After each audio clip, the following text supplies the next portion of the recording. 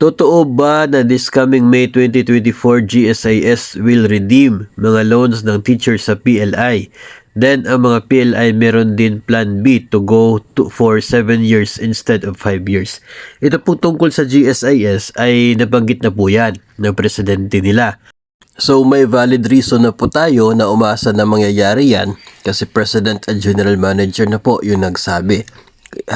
May daw yung plano, kaya lamang hanggang sa ngayon wala pa pong lumalabas na guidelines, kaya mahirap, di pa po talaga natin ma-confirm na talaga matutuloy by May, pero hopefully ay matutuloy yon. Pero yun kasi ay plano na at ginagawa na ng GSIS, so talagang malaking chance na mangyayari yan. Dito po tayo sa sinasabing plan B ng mga PLIs na 7 years term. Ito po ay pwedeng plano nila o kaya pwedeng proposal nila sa DepEd, pero hindi po talaga pwede na sila lang yung magdi-decide na magtaas ng term sa loan. Kasi yung loan ng mga private lending institutions for DepEd personnel ay nakadepende po sa terms and conditions na ginagawa ni mismong DepEd. So sa DepEd po yung nagdidikta kung ilang taon lamang yung maximum loan term.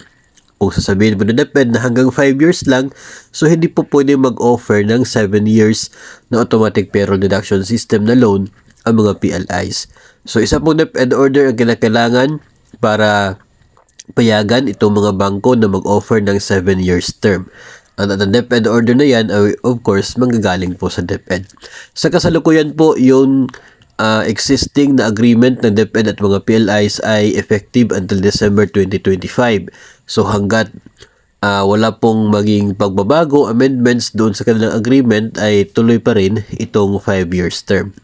Pero tulad po nung dati, from 3 years, gumawa ng DepEd order, ginawang 5 years, ay possible pa rin po na yung DepEd ay gagawa ng bagong DepEd order para gawing 7 years. Pero ito po ay hindi hawak ng mga PLIs, kundi ito po ay desisyon ng DepEd through the DepEd order.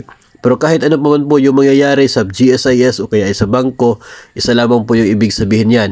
Magiging mas mahaba ang term ng loan, magiging mas mataas ang interest, magiging mas mahirap para po sa atin ng mga borrowers na makaahon mula po sa utang. Kaya dapat po nating isiping mabuti bago po tayo mag-avail sa anuman pong mas mataas na loan term na i-offer ng mga lending institutions.